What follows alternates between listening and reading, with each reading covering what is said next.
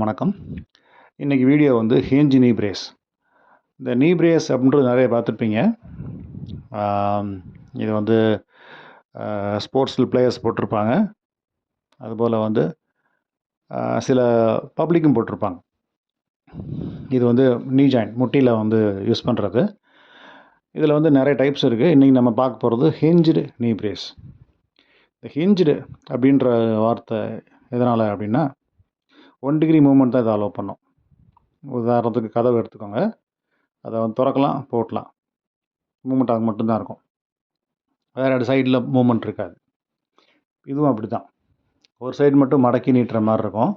Side வேஸில் கொஞ்சம் rotate பண்ணவோ side flex பண்ணவோ முடியாது.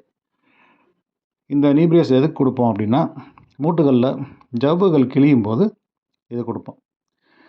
எல்லா ஜவ்வுகளுக்குமே வந்து இந்த ஹிஞ்ச் நீ பிரேஸ் கொடுக்க முடியாது. ஒரு சிலதுக்கு கொடுப்போம். எதுக்குன்னா ஏசிஎல்லில் கொஞ்சம் மைல்டான ஏசிஎல் டியர் அப்படின்னா, ஏசிஎல்ன்றது ஒரு ஜவ்வு ஆன்டீரியர் குரூஷியேட் லிகமெண்ட் தான் சொல்லுவோம். அதுபோல் medial and lateral collateral ligament அது டேர் ஆகும்போதும் கொடுப்போம். இது பார்க்குறதுக்கு வந்து கிட்டத்தட்ட ஒரே மாதிரி இருந்தாலும் இந்த ஹிஞ்ச்டு நீ பிரேஸ் பார்த்தீங்கன்னா அதில் சைடில் வந்து 2 இரும்பு கம்பி இருக்கும். உள் பக்கமும் இருக்கும், வெளி பக்கமும் இருக்கும். இது நோக்கம் வந்து மூட்டுக்கு ஒரு ஸ்டெபிலிட்டி கொடுக்கும். மூட்டுக்கு வந்து போகிற வெயிட்டை அது வாங்கிக்கும். ஸோ மூட்டுக்கு அதிக ஸ்ட்ரெஸ் இருக்காது.